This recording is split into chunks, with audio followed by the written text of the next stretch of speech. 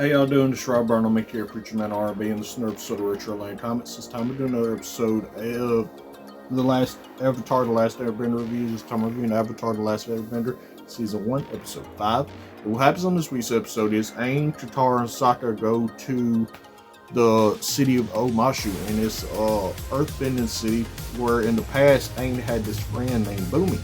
And him and Bumi was close friends, and Aang is telling Katara and Sokka how they rode down the mail system. Is basically this big rock slide, and how they rode down it when they was kids.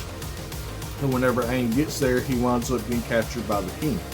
And the king captures Katara and Sokka and puts this Gemini ring on them, and it's going to encase their whole body unless the king removes it.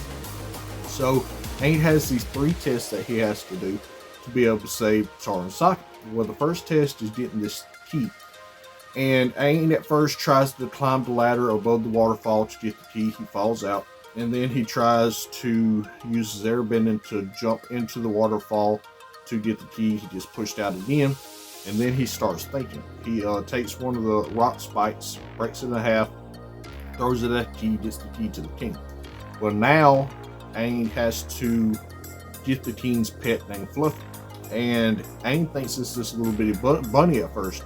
Well, Aang finally realizes that the pet is actually the big monster that's chasing after Aang. Aang figures this out. The king's able to pet his pet Fluffy. And the next test is a duel. And Aang gets the choice of who he duels. And there's these 2 guys and the king. And the king says, point to your opponent, the one you want to fight. Aang points to the king. Going to find out King's a very powerful earthbender, and throughout the fight, Aang has to figure out how to defeat him, and he has to use his brain and critical thinking to be able to do this. Be able to defeat the king. After this, the king says he has to pass the test. There's one question: what is the king's name? So Aang is thinking, and Katara asked Aang, "How did you pass the challenges?" And Aang said he had to think out of the box. He couldn't think straightforward to be able to do these challenges.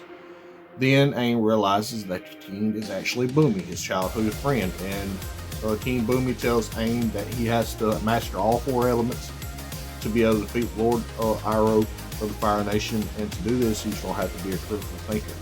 And Bumi sends Aang and Katara and Sokka on their way. And other than that, that's all that really happened. My thoughts on this episode: I love how Bumi didn't up and tell Aang who he was. I love that he made these challenges to be able to make Aang think a little bit, to be able to solve a problem without thinking the way he would normally think.